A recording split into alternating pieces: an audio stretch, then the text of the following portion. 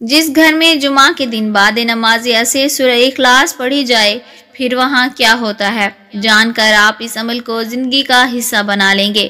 حدیث پاک کا مفہوم ہے کہ جمعہ کے دن کو باقی دنوں پر ایسی فضیلت حاصل ہے جیسا کہ رمضان المبارک کو باقی دنوں پر۔ یہی وجہ ہے کہ جمعہ کے دن سے بہت سے وظائف منسلک ہیں۔ ظاہر بات ہے کہ جتنے مبارک اوقات ہوں گے ان میں کیے گئے اعمال بھی اتنی ہی برکت و فضیلت والے ہوں گے۔ سورۃ اخلاص بڑی فضیلت کی حامل ہے۔ اسے نبی کریم صلی اللہ علیہ وسلم نے ثلث قرآن یعنی 1/3 قرآن قرار دیا ہے اور اسے رات کو سونے سے پہلے پڑھنے کی تاکید فرمائی ہے۔ یہ 4 آیات پر مشتمل مختصر سورت ہے جو اپنے اندر بے شمار فضائل لیے ہوئے ہے جو احادیث نبوی سے ثابت ہے۔ اس تحریر میں ان فضائل کے بارے میں بتایا جا رہا ہے اور ساتھ میں یہ بھی بتایا جائے گا کہ اس سورت کا آپ جمعہ کے دن کیا وظیفہ کر سکتے ہیں اور یہ وظیفہ آپ نے کیسے کرنا ہے۔ ترمذی، حاکم وغیرہ کی روایات میں ہے کہ مشرکین مکہ نے رسول اللہ سے اللہ تعالیٰ کا نسب پوچھا تھا، ان کے جواب میں یہ سورت نازل ہوئی۔ بعض روایات میں ہے کہ مشرکین کے سوال میں یہ بھی تھا کہ اللہ تعالیٰ کس چیز کا بنا ہوا ہے، سونے چاندی یا کسی اور چیز کا؟ ان کے جواب میں یہ سورت نازل ہوئی۔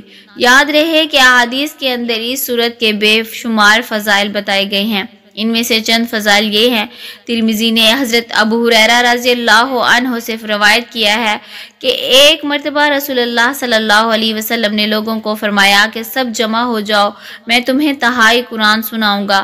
جو جمع ہو سکتے تھے جمع ہو گئے تو آپ تشریف لائے اور قل هو اللہ احد یعنی سورۃ اخلاص کی تلاوت فرمائی اور ارشاد فرمایا کہ یہ سورت 1/3 قرآن کے برابر ہے۔ بروایت مسلم ایک دوسری روایت میں حضرت عائشہ بیان کرتی ہیں کہ نبی ہر رات جب بستر پر تشریف لاتے تو قل هو اللہ احد اور قل اعوذ برب الفلق اور قل اعوذ برب الناس پڑھ کر اپنی دونوں ہتھیلیوں پر پھونک کر سر اور چہرے سے شروع کر کے اپنے جسم پر جہاں تک ہاتھ جاتا 3 بار پھیرتے۔ عائشہ بیان کرتی ہیں کہ نبی نے ایک شخص کو لشکر کا امیر بنا کر بھیجا تو وہ اپنے لشکر والوں کو نماز پڑھاتا اور اس میں ہر رکعت میں سورہ اخلاص پڑھتا۔ جب وہ واپس پلٹے تو انہوں نے اس کا ذکر نبی سے کیا۔ نبی فرمانے لگے اس سے پوچھو کہ یہ کام وہ کس لیے کرتا تھا۔ انہوں نے اس سے پوچھا تو اس نے جواب دیا اس لیے کہ یہ رحمان کی صفت ہے اور میں اسے پڑھنا پسند کرتا ہوں۔ تو نبی فرمانے لگے کہ اسے یہ بتا دو کہ اللہ تعالیٰ بھی اس سے محبت کرتا ہے۔ معزز ناظرین، ایک سوال یہ پیدا ہوتا ہے کہ نماز کی ہر رکعت میں سورہ اخلاص پڑھنے کا حکم کیا ہے؟ کیا فرض نماز کی ہر رکعت میں سورۃ اخلاص پڑھنا جائز ہے؟ اور دوسرا سوال یہ کہ وہ کون سے صحابی ہیں جو ہر نماز میں سورۃ اخلاص پڑھتے تھے؟ تو معزز ناظرین، پہلے آپ جان لیجئے کہ فرض نماز کی ہر رکعت میں سورۃ اخلاص پڑھنے والے صحابی کون تھے، اور جب لوگوں نے نبی کریم صلی اللہ علیہ وسلم سے اس بات کی شکایت کی تو آپ نے کیا جواب دیا تھا؟ مکمل واقعہ درکار ہے۔ جواب اس کا یہ ہے کہ ہر نماز میں تو نہیں، البتہ فرض نماز کی ہر رکعت میں سورہ اخلاص پڑھنے سے متعلق 2 مختلف صحابیوں کے واقعات کتب احادیث میں مذکور ہیں۔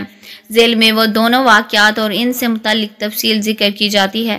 پہلا واقعہ، حضرت انس بن مالک رضی اللہ عنہ فرماتے ہیں ایک انصاری مسجد قباء کے امام تھے۔ سورہ فاتحہ کے بعد انہیں کسی بھی سورت کی قرات کرنی ہوتی وہ پہلے سورہ اخلاص کی قرات کرتے تھے، پھر اس کے بعد کسی دوسری سورت کی قرات کرتے۔ اس طرح سے وہ ہر رکعت میں کیا کرتے تھے۔ ایک دن ان کے مقتدیوں نے اس بارے میں ان سے بات کی کہ آپ اس سورت سے قرات شروع کرتے ہیں، پھر آپ قرات کی حد تک اس سورت کو کافی نہیں سمجھتے کہ اس کے بعد دوسری سورت کی بھی قرات کرتے ہیں، یا تو آپ صرف اسی سورت کی قرات کر لیا کریں یا تو اسے چھوڑ کر دوسری سورت ہی پڑھ لیا کریں۔ انہوں نے جواب دیا میں تو اس سورت کی قرات نہیں چھوڑوں گا، اگر تم چاہتے ہو کہ میں تمہارا امام رہوں تو میں اسی طرح سے کروں گا، اور اگر تمہیں میرا اس طرح سے قرات کرنا ناپسندیدہ ہے تو میں تمہاری امامت چھوڑ دوں گا۔ وہ لوگ انہیں اپنے درمیان سب سے افضل سمجھتے تھے اور انہیں یہ بھی پسند نہیں تھا کہ ان کے علاوہ کوئی اور ان کا امام بنے۔ ایک دن جب نبی کریم صلی اللہ علیہ وسلم ان کے پاس تشریف لائے تو انہوں نے آپ کو اس ساری صورتحال کی اطلاع دی۔ آپ صلی اللہ علیہ وسلم نے ان صحابی کو مخاطب کر کے ارشاد فرمایا اے فلاں، اپنے مقتدیوں کی بات ماننے سے تمہیں کیا چیز مانے ہے اور تمہیں ہر رکعت میں اس صورت کے لازم سمجھنے پر کیا چیز آمادہ کر رہی ہے۔ انہوں نے عرض کیا کہ مجھے اس صورت سے محبت ہے۔ آپ صلی اللہ علیہ وسلم نے ارشاد فرمایا، اس کی محبت نے تمہیں جنت میں داخل کر دیا۔ مذکورہ حدیث امام بخاری رحمۃ اللہ علیہ نے صحیح بخاری میں تعلیقاً ذکر کیا ہے، یعنی روایت کی سند کی ابتدا میں سے بعض راویوں کو حذف کر کے ذکر کیا ہے۔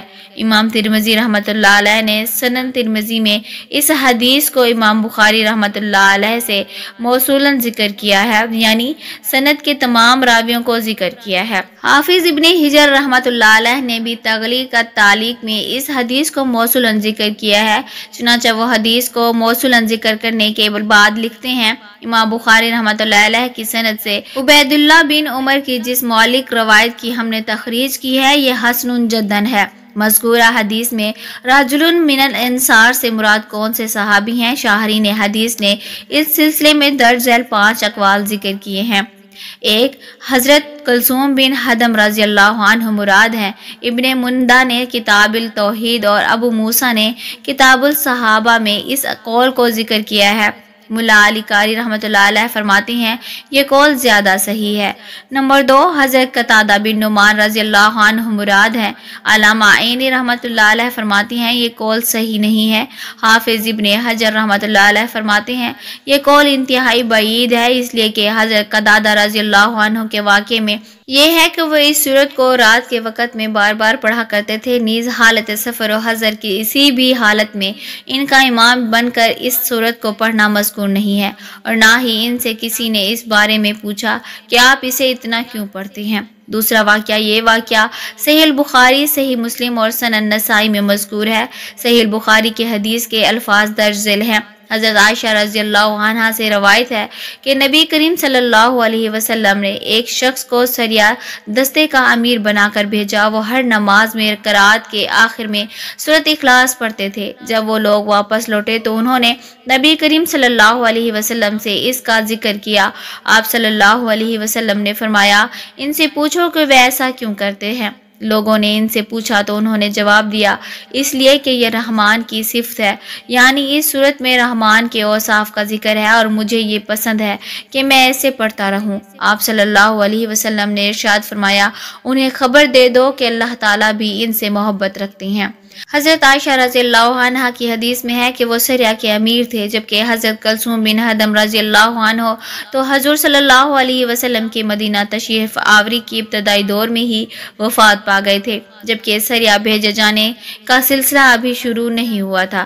خلاصہ یہ ہے کہ فرض کی نماز میں ہر رکعت میں سورۃ اخلاص پڑھنے سے 2 صحابیوں کے واقعات کتب احادیث میں مذکور ہیں، جن میں ایک صحابی مسجد قباء کے امام تھے جن کا نام صحیح قول کے مطابق حضرت کلثوم بن حدم رضی اللہ عنہ ہے، اور دوسرے واقعہ سریہ کے امیر صحابی کا ہے جن کے نام کے متعلق شروع حدیث میں صراحت نہیں مل سکی۔ نماز کی ہر رکعت میں سورۃ اخلاص پڑھنے کا حکم۔